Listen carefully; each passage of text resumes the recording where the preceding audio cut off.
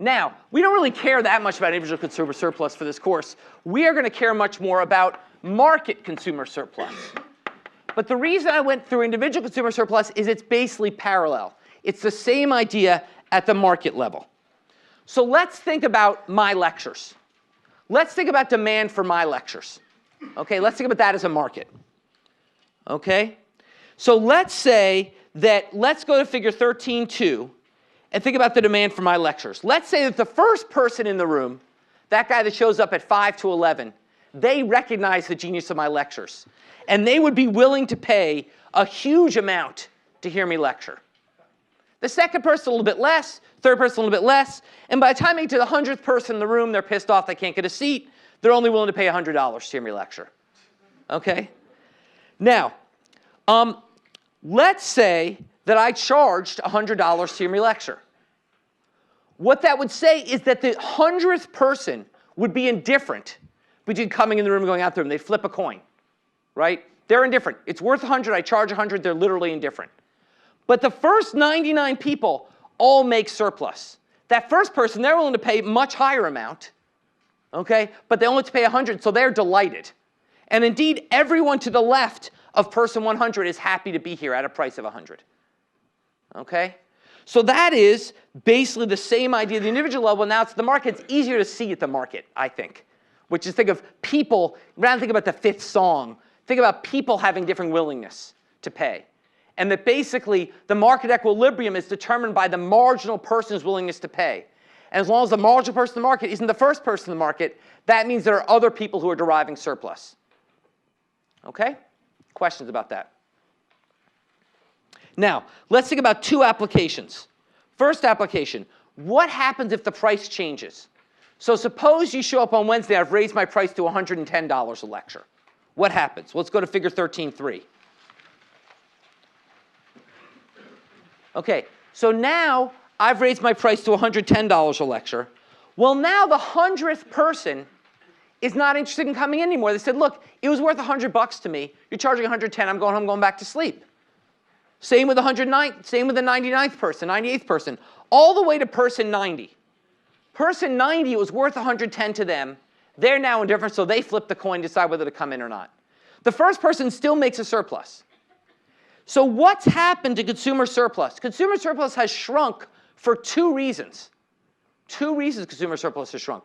First of all, persons 90 to 100 who used to make some surplus are no longer engaged in the transaction. So person 90 to 100 have lost surplus because they're not engaged in a transaction that made them surplus for 90 to 99, okay, are no longer engaged in a surplus that made them a transaction that made them surplus before. Okay, that is the triangle. The triangle is the lost surplus from people withdrawing from the market. Okay? And that's only a triangle because they were working on that along that demand curve. But there's also a lost rectangle. Can someone raise their hand and tell me what's the lost rectangle represent? What's the lost rectangle represent? Come on, guys. Yeah. People that are willing to come are making $10 less surplus. Exactly. That first person is still delighted to be here, but they're $10 less happy to be here. Okay? They're not, I'm sorry, that's the wrong way. They're not $10 less happy. Their willingness to pay hasn't changed. They're getting $10 less surplus from being here. Their willingness to pay is the same, but literally, you just took a transaction that was making them incredibly happy, made them slightly less happy. They still do it, but they're somewhat less happy. Okay? We see this all the time. Okay? You go in for your coffee or whatever, and you're hungover and you'll pay anything for that coffee. And if it's $4, you're sadder than it's $3, but you're still buying it. Okay? So basically, that's the other source. So there's two sources of lost consumer surplus when the price goes up. One is people leave the market who were in the market. That's the triangle.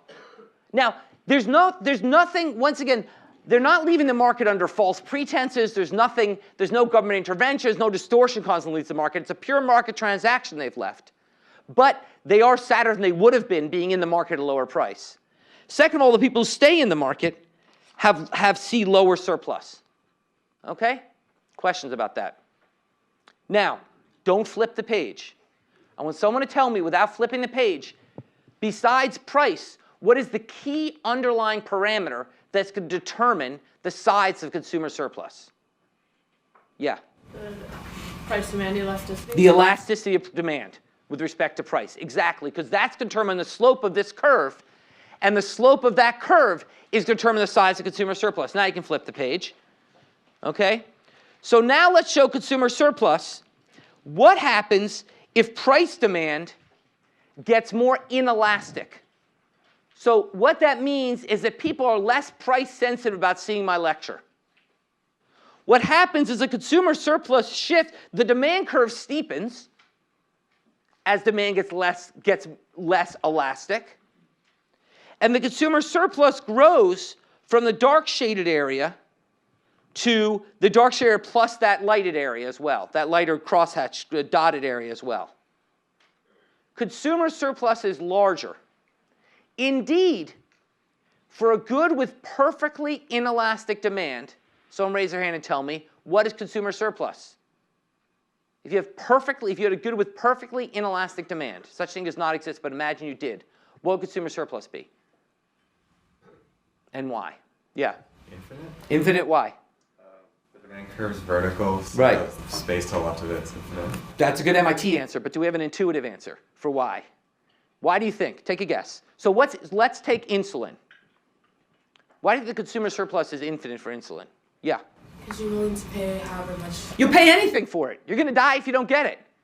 So there's no limit. So what that means is you don't care about the price. Okay? Inelastic means you don't care about the price. Okay? If you don't care about the price, that's because you'll pay anything. Therefore, your consumer surplus is infinite.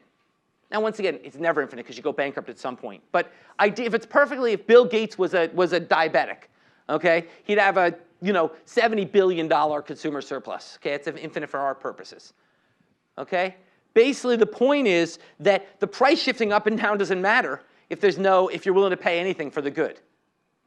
Okay, likewise, okay, if consumer demand was perfectly elastic, what would consumer surplus be and why? Perfectly elastic. Think about demand for, a fast food burger or something. Yeah. Speak up so everyone can hear you. It'll be zero because people are indifferent at that price, and at any other price, they're not in the market. So what happened to the surplus? Why is there no surplus? Because they're indifferent. If I'm indifferent between good A and good B, totally different, I can't be getting surplus from good A. Otherwise, I wouldn't be indifferent, right? If I'm indifferent, I must be getting no surplus from good A relative to good B. Okay? So basically, if demand is perfectly elastic, that means there are perfect substitutes. With a perfect substitute, you can't get surplus. Okay? So basically, the elasticity of demand is going to be the key determinant of the extent of consumer surplus. Inelastic, more surplus. Elastic, less surplus. Okay? Any questions about that? So the bottom line is that surplus is inversely related. Is there some mathematical symbol for inversely related to? I don't know what it is. Whatever. We'll make it up. Wow. To elasticity of demand. Okay? Okay, surplus is inversely related to elasticity of demand. Okay? As the elasticity of demand goes up, the surplus is going down.